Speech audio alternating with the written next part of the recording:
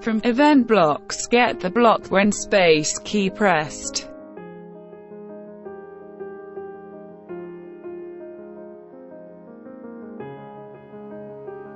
From control blocks, get the block forever.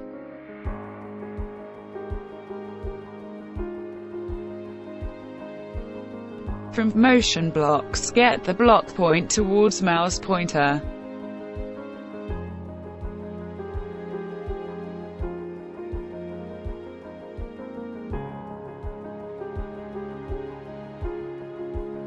From motion blocks, get the block move 10 steps and change to move 3 steps.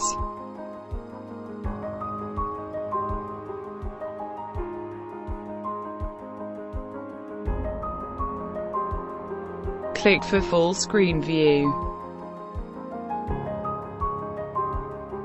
Click the space key from keyboard to operate the program.